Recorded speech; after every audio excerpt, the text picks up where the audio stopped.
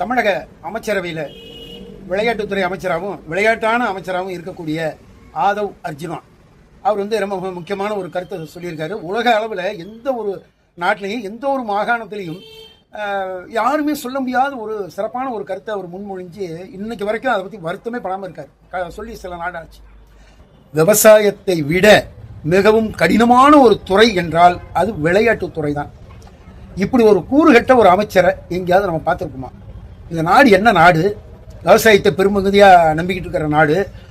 உலக மானிட சமுதாயமே உணவு இல்லாமைய அந்த உணவுக்கு ஆதாரமான உழவு தொழில் இல்லாமல் எந்த மக்களுமே எந்த ஜீவராசியும் கிடையாதுங்கிற அளவுக்கு இருக்கு.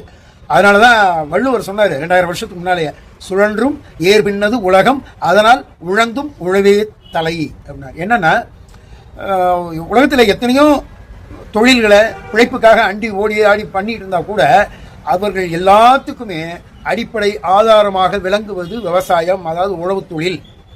ஆகவே அந்த உழவு தொழிலில் எவ்வளவோ துன்பங்கள் இருக்கு. அத்தகைய துன்பங்கள் இருந்தாலும் அந்த உழவு தொழில் விவசாயம் தான் மிகவும் முக்கியமானது, சிறப்பானது, தலைமையானது அப்படின்னார். அதுவே இன்னொரு இடத்துல உழுதுண்டு வாழ்வாரே வாழ்வார் மற்றெல்லாம் தொழுதுண்டு பின் செல்வர் அப்படின்னார். இப்படி தமிழ்நாட்டில் தமிழ் மரபுப்படி திருக்குறள்ல வள்ளுவர் கத்தி கூவி உழவு தொழில இந்த அளவுக்கு உயர்த்தி பேசியிருக்காரு.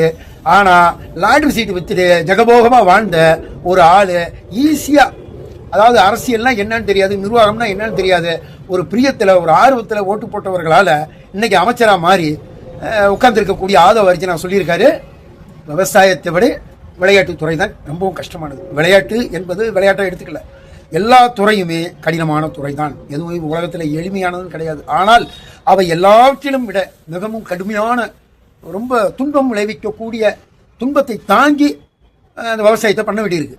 அப்படி தான் இந்த உலகம் இது வரைக்கும் பார்த்துட்டு இருக்கு. இன்றைக்கி அதான் விளையாட்டு துறையில் இன்றைக்கி ஏசி ரூமில் விளையாடுற அளவுக்கு இன்றைக்கி டெக்னாலஜிலாம் வந்துருச்சு, இட வசதிகள் வந்துருச்சு, குளிரூட்டப்பட்ட வசதிகள். என்ன விளையாட்டில் எவ்வளவு முற்போக்கான விஷயங்கள் இருந்தாலும் அத்தனைக்கு நவீன கருவிகள், பாதுகாப்பு அம்சங்கள், அந்த துறையை முன்னேற்றிட்டுக் கொள்ள, அந்த விளையாட்டு திறனை மேம்படுத்திக் கொள்ள அனைத்து வகையான விஷயங்களும் இருக்கு. ஆனால் விவசாயத்தில் பார்த்தீங்கன்னா என்ன நவீன கருவிகள், டிராக்டர் அது இதுன்னு இருந்தாலும் அந்த பயிரை அவங்க பாதுகாக்கிறதுக்கு ஒன்று ரொம்ப சிம்பிளாக சொல்கிறேன், அந்த நாற்று நட போடுறப்போ, களை பிடுங்குறப்போ அல்லது அறுவடைக்கு போகிறப்போ உள்ள எத்தனை பாம்பு படுத்து கிடக்கு, எத்தனை தேள் கிடக்கு, இன்னும் விஷ ஜந்துக்கள் எவ்வளவோ இருக்கு. அதெல்லாம் கடந்து தான் இந்த அறுவடையை பண்ணி நெல் ஆக்கி அல்லது வேற என்ன ஏதோ கரும்பு எதுவாக இருக்கட்டும் விவசாயம் சார்ந்த விஷயம் தானே அதெல்லாம் தாண்டி தான் இவ்வளவு செய்ய வேண்டியிருக்கு. அதை விட விளையாட்டு கடுமையா? அதை விட விளையாட்டுத்துறை பாதுகாப்பற்ற துறையா? அதை விட விளையாட்டான துறையாது? என்ன லாஜிக்கில் பேசுறாரு இவரெல்லாம்? ஒரு அமைச்சர்னு எப்படி இவங்க ஒத்துக்கிறாங்க? அதையும் தாண்டி இன்னும் விவசாயம் விளைபொருளை விளைவிக்கிறான், அதை சொல்கிறான். இன்னும் மல்லிகைப்பூ தோட்டங்கள் இருக்குது, சூரியகாந்தி தோட்டங்கள் இருக்குது. அதுக்கடையில் நான் எவ்வளவு ரொம்ப அடிப்படையாக அந்த விஷ ஜந்துக்களிலிருந்து அவங்க காப்பாற்றி தங்கள் உயிரை காப்பாற்றி இந்த உலகத்துக்கு எல்லாமே கொடுக்குறாங்க. அதுக்கு அடுத்தது பருவம் தவறிய மழையால் அல்லது பருவத்தில் பொழிந்த வீரியமான அதீதமான மழையால் அவங்க வாழ்வாதாரமே சிதைஞ்சு போயிருது விவசாயத்தில், அதாவது உழவு தொழிலில். அது மாதிரிலாம் விளையாட்டுக்கு என்னைக்காவது இருக்கா?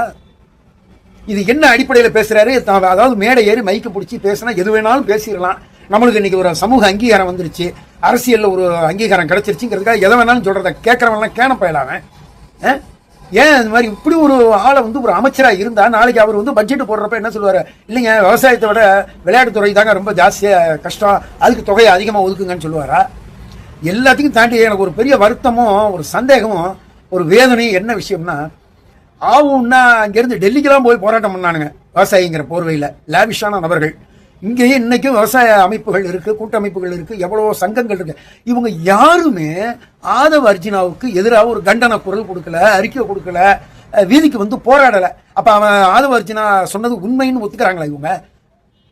விவசாய கடன் தள்ளுபடிப்பு மட்டும்தான் விவசாயியோட பொறுப்பா?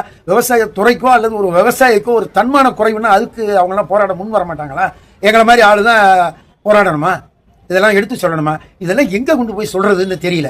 இப்படி ஒரு அமைச்சரவை, இப்படி ஒரு அமைச்சர், இதுக்கு ஒரு தலைமை அமைச்சர், இதெல்லாம் வந்து யாருமே கண்டிக்கிறது இல்லை. இப்போ குறைந்தபட்சம் வேளாண் துறையில் வந்து மாநில அளவில் இயக்குநரகங்கள் இருக்கு, அந்தந்த மாவட்ட அளவில் இருக்கு. அதான் சொன்னேன், ரொம்ப அடிப்படையில் ஒரு விவசாய கூலி தொழிலாளிக்கு கூட இதுக்கு கண்டனம் தெரிவிக்கிறேன்னா நாளைக்கு இன்னும் கொஞ்சம் ஏறி மிதிக்க தான் செய்வாங்க. அப்புறம் விவசாயம் நசுக்கிட்டான் பிதிக்கிட்டான்னு சொல்லி பிரயோஜனம் இல்லை. எங்க தப்பு நடக்குதோ எப்ப தப்பு நடக்குதோ உடனடியாக தட்டி கேளுங்க. அப்படி கேட்டாதான் இந்த மாதிரி விவரம் தெரியாம பேசுறவங்க, வினயத்தோட பேசுறவங்க எல்லாருமே நாளை எதை பேசினாலும் எந்த துறையை பத்தி பேசினாலும் யோசிச்சு ஜாக்கிரதையா பேசுவாங்க. தயவு செஞ்சு அதுக்கெல்லாம் முன்னுரிமை கொடுங்க.